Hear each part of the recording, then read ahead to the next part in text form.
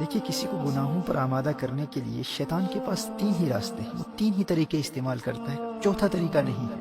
یا تو شیطان براہ راست آپ پر حملہ کرے گا، یا نفس کے ذریعے آپ پر حملہ کرے گا، یا آپ کی بری صحبت کے ذریعے آپ پر حملہ کرے گا۔ دیکھیے آپ اپنے دوستوں کے ساتھ بازار میں جا رہے ہیں اور اچانک سڑک کے اس پار آپ کی نظر ایک عورت پر پڑتی ہے، آپ اللہ جل وعلا کے خوف سے اپنی نظریں جھکا لیتے ہیں۔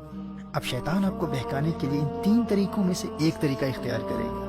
یا تو آپ پر وہ خود براہ راست حملہ کرے گا، آپ سے بار بار کہے گا کہ کوئی بات نہیں، ایک مرتبہ پھر دیکھ لے، تجھے اس کے حسن کا اندازہ ہی نہیں ہے، ایک مرتبہ دیکھ لے، دیکھ وہ تیری طرف دیکھ بھی رہی ہے۔ اب اگر آپ کا ایمان مضبوط ہے تو آپ اعوذ باللہ پڑھ کر اور لا حول ولا قوت الا باللہ العلی العظیم پڑھ کر ان برے خیالات کو دور کر دیں گے۔ اور شیطان ان خیالات کے ذریعے ہی آپ پر حملہ کیا کرتا ہے، جسمانی طور پر اپنے ہاتھوں سے وہ آپ کا چہرہ اس لڑکی کی طرف پھیر کر آپ کو مجبور نہیں کر سکتا۔ اور شیطان کا دوسرا طریقہ کیا ہے؟ شیطان آپ کے نفس کے ذریعے آپ کو بہکانے کی کوشش کرے گا، لیکن اگر آپ نے اپنے نفس کو پہلے سے ہی قابو میں رکھا ہوا ہے تو اب شیطان کے پاس ایک ہی راستہ بچتا ہے، اب وہ آپ کی بری صحبت کو استعمال کرے گا۔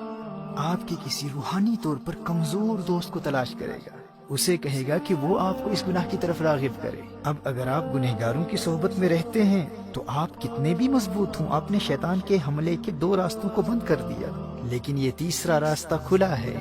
آپ کے دوستوں کے ذریعے شیطان آپ تک بار بار پیغام پہنچاتا رہے گا، ارے ایک مرتبہ تو دیکھ لے، دیکھ وہ تیری طرف دیکھ رہی ہے، دیکھ اسی طرف آ رہی ہے۔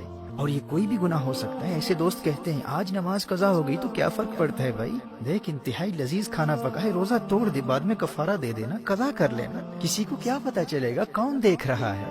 اچھا آج سگریٹ پی لے، ڈرگز لے لے، کسی کو دھوکہ دے دے، جھوٹ بول لے، غیبت کر لے۔ والدین کی ہر بات ماننا ضروری نہیں ہوتا، تو بڑا ہو گیا ہے، بچہ نہیں ہے۔ مجھے بھی اپنے والدین سے بہت محبت ہے، لیکن میں ان کی ہر بات تھوڑی نہ مانتا ہوں۔ اچھا آج چلتے ہیں، آج مووی دیکھ لیتے ہیں۔ اچھا تو مجھے مل نہیں سکتا تو کوئی بات نہیں، میں تجھے لنک بھیج دیتا ہوں، لیکن مووی دیکھنا ضرور۔ تو بری صحبت کے ذریعے آپ گناہوں میں مبتلا ہو جائیں گے۔ شیطان آپ کے ارد گرد برے دوستوں کو تلاش کرتا رہتا ہے، اور اگر آپ کا کوئی برا دوست ہی نہیں ہے تو شیطان ہار جائے گا، آپ جیت جائیں گے۔ محترم احبہ، آپ کے لیے خوشخبری یہ ہے کہ رمضان المبارک میں اگر حالت ایمان میں آپ صرف اس ایک دشمن سے بچتے رہے نا، بری صحبت سے خود کو بچا لیا، تو اللہ جل وعلا آپ کو گناہوں سے پاک بھی کر دے گا اور جنت بھی عطا کر دے گا۔ نبی کریم صلی اللہ علیہ وآلہ وسلم نے ارشاد فرمایا، رمضان میں شیطان کو قید کر دیا جاتا ہے، صفدت الشیاطین۔ آپ کا پہلا بڑا دشمن بند ہے، شیطان خود بے بس ہے، وہ کچھ بھی نہیں کر سکتا۔ اور دوسرا دشمن آپ کا نفس ہے، نفس۔ نبی کریم صلی اللہ علیہ وآلہ وسلم نے نفس کو قابو کرنے کا جو طریقہ بتایا ہے وہ بھوک اور پیاس ہے، وہ روزہ ہے۔ دیکھیے ماہ رمضان میں اگر آپ سحری اور افطار کے وقت زیادہ کھانا نہیں کھاتے، بہت زیادہ پیٹ بھر کر کھانا نہیں کھاتے، تو آپ کا نفس بالکل کنٹرول میں رہے گا۔ دونوں دشمن قید ہیں۔ اب اگر آپ مغفرت چاہتے ہیں، جنت میں جانا چاہتے ہیں، تو ماہ رمضان میں صرف اس ایک دشمن سے اپنے آپ کو بچا لیں۔ گناہوں کی طرف راغب کرنے والے، گناہوں کی دعوت دینے والے ہر دوست سے رابطہ مکمل طور پر منقطع کر دیں۔ برے دوستوں کو بتلا دیں، کیا دیکھتے نہیں کتنے ہنستے کھیلتے نوجوان ماہ رمضان سے قبل ہی موت کا شکار ہو چکے ہیں۔ جانے آئندہ رمضان تک یہ زندگی وفا کرے نہ کرے، میں زندہ بھی ہوں یا نہ ہوں، میں تمہارے لیے سب کچھ کر سکتا ہوں، لیکن اپنی آخرت کا سودا نہیں کر سکتا۔ رمضان المبارک میں مجھ سے ملنے کے بارے میں سوچنا بھی نہ۔ محترم احبہ، اگر مغفرت چاہتے ہیں تو کم از کم رمضان المبارک میں ایسے تمام دوستوں سے مکمل دوری اختیار کر لیجیے۔ اگر اپنا نمبر چینج کرنا پڑے تو کر دیں، سم کارڈ پھینکنا پڑے تو پھینک دیں، اور علیاذ باللہ اگر کسی غیر محرم لڑکی کا نمبر آپ کے فون میں ہے تو فوراً بلاک کر دیں۔ سوشل میڈیا پر، ٹویٹر پر، انسٹاگرام پر، فیس بک پر انفرینڈ کر دیں۔ شیطان کے براہ راست حملوں کا سلسلہ بند ہے، اور بھوک اور پیاس کے ذریعے، روزے کے ذریعے نفس بھی قابو میں، بس ایک ہی راستہ کھلا ہے، وہ بری صحبت کا ہے۔ میں دعوے سے کہہ سکتا ہوں میرے دوست، اگر تو نے صرف اس ایک دشمن کا راستہ بند کر دیا تو رمضان المبارک تجھے جنتی بنا دے گا۔ شیطان کے پاس فقط 3 ہتھیار ہیں، 2 بند ہیں، ایک کو تو نے بند کرنا ہے۔ اور یاد رکھنا، دور حاضر میں بری صحبت صرف انسان ہی نہیں ہے، T V, internet, smart phones اور سوشل میڈیا کا غلط استعمال، یہ تمام بیڈ کمپنی ہے۔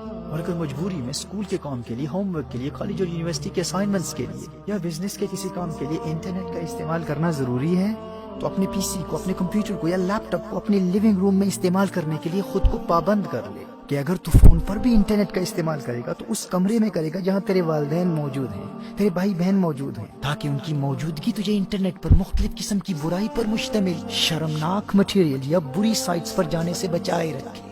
اور اگر جہنم کی آگ سے بچنے اور جنت کے حصول کے لیے تو یہ ایک کام بھی نہیں کر سکتا، خود کو بری صحبت سے نہیں بچا سکتا، اور اس خوش فہمی میں ہے کہ مفت ہی میں جنت مل جائے گی، تو اللہ کی رحمت کا مذاق اڑا کر اپنا ایمان برباد کرنے والے اللہ کا کلام سن لے۔ تو کیا سمجھتا ہے کہ اللہ آخرت میں انصاف نہیں کرے گا؟ تو نے جنت کو اتنا سستا سمجھ رکھا ہے؟ اللہ قرآن میں ارشاد فرماتا ہے، ام حسب الذین اجترحوا السیئات ان نجعلهم كالذین آمنوا وعملوا الصالحات سواء محیاهم ومماتهم ساء ما يحکمون۔ سورہ جاسیہ میں ارشاد فرمایا، کیا جنہوں نے برائیوں کا ارتکاب کیا یہ سمجھتے ہیں کہ ہم انہیں ان جیسا کر دیں گے جو ایمان لائے اور اچھے کام کیے؟ یعنی جو جنت نیک لوگوں کے لیے، وہ جنت یوں ہی مفت میں بے ایمانوں اور گنہگاروں کو بھی عطا کر دے۔ فرمایا ساء ما یحکمون، کیا ہی برا حکم لگاتے ہیں۔ میرے دوست ہوش کے ناخن لے، قدر کر تو اللہ کے اس پیارے مہمان کی کہ اس نے تیرے لیے کامیابی کا راستہ کتنا آسان کر دیا ہے۔